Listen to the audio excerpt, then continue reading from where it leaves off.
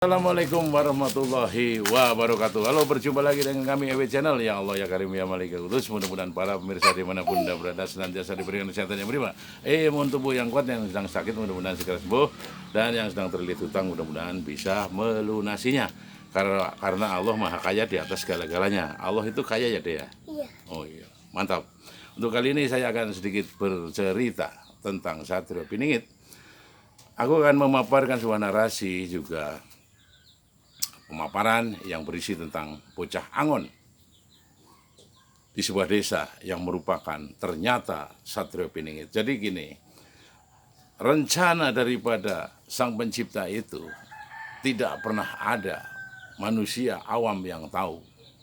Jadi bahwa Satrio Piningit ini terlahir mayoritas itu di desa-desa yang terpencil, mungkin di pinggir-pinggir hutan atau di pinggir-pinggir sungai besar, bahkan lautan juga kalau di kota biasanya di tempat-tempat yang kumuh gitu, tidak mungkin di tempat-tempat yang elit. Karena kalau di tempat-tempat yang elit mana bisa dia akan merasakan pahit getirnya sebagai kehidupan. Seperti kita ngopi, kan ada manis, ada pahitnya. Agar kita merasakan sebagai kehidupan bahwa hidup itu banyak pahitnya ketimbang manisnya, ya.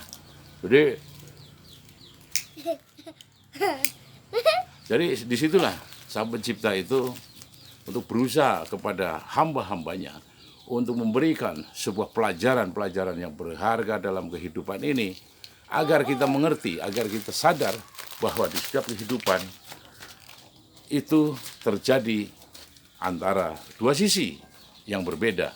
Ada siang, ada malam, ada wanita, ada laki-laki, ada namanya pahit, ada namanya manis, ada namanya rugi, ada namanya untung.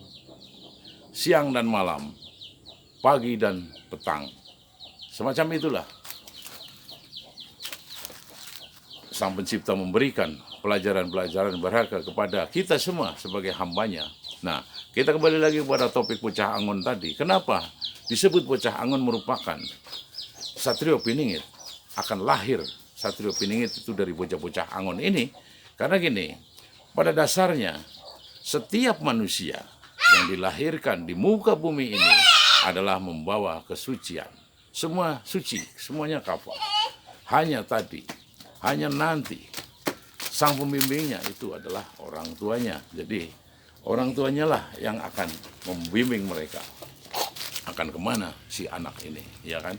Tapi berbeda jauh dengan Satrio Piningit, karena Satrio Piningit ini dibimbing oleh yang maha goib, para goib dari para mukorobin dan juga para wali-walinya itu selalu untuk membimbing Satrio Piningit ini, sehingga Satrio Piningit ini betul-betul manusia yang terpilih dari ruh-ruh pilihannya Sang Pencipta alam semesta ini, yakni Allah Azza wa Jalla.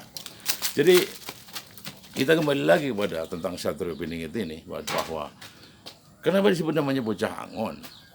Angon ini adalah sebuah konotasi atau lazimnya adalah bahwa tukang angon itu si penggembala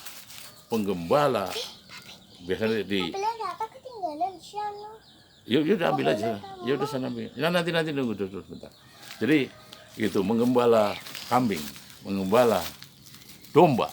Nah, tapi itu hanya satu konotasi saja, perumpamaan. Namun Satrio Piningit ini kelak akan menjadi seorang pemimpin, entah itu presiden, entah itu raja, entah itu lurah, bupati, camat, dan mungkin yang jelas-jelas adalah khalifah, ya. Jadi khalifah adalah pemimpin besar, itu namanya khalifah, yang memimpin umat gitu loh. Tidak memimpin sebuah golongan, tapi memimpin semua umat manusia.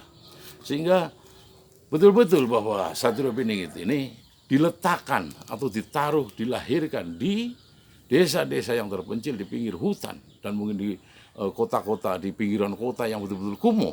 Agar apa? Agar mengerti, agar bersatu, agar bersenyawa dengan alamnya, dengan jerih payahnya manusia untuk mencari sebuah nafkah, untuk mencari sebuah namanya keadilan, untuk mencari sebuah keridhaan dari Sang Pencipta alam semesta ini, gitu loh. Namun ketika sudah memasuki dalam tahap kemasyarakatan, biasanya mencari keadilan daripada pemimpin. Nah, keadilan daripada pemimpin inilah yang mungkin susah sekali ditemukan di akhir-akhir ini, di masa-masa dewasa ini.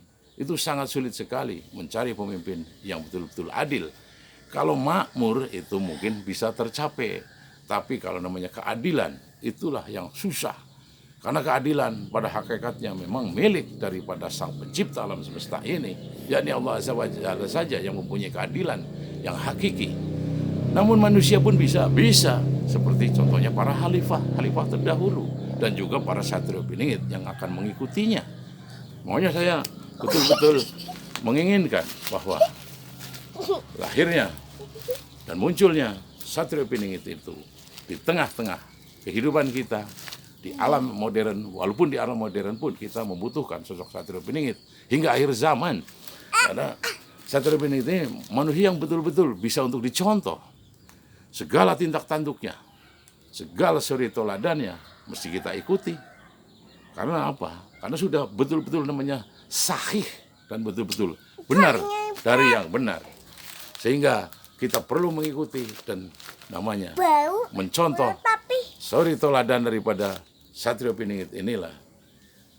Untuk itu, kenapa lagi dilahirkan di desa-desa ini? Yaitu tadi, desa itu kan sesuatu yang belum tercemar oleh namanya limbah industri, polusi udara, gitu loh.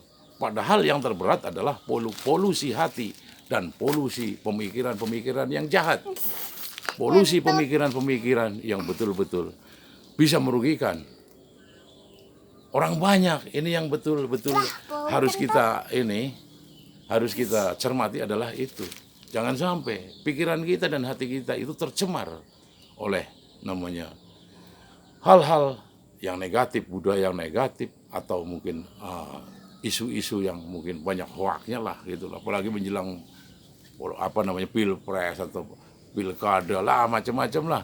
Itu biasanya banyak sekali hoak-hoak bertebaran. Itu kan sudah jelas menyebarkan sebuah namanya ketidakbaikan yang bisa merusak hati nurani masyarakat.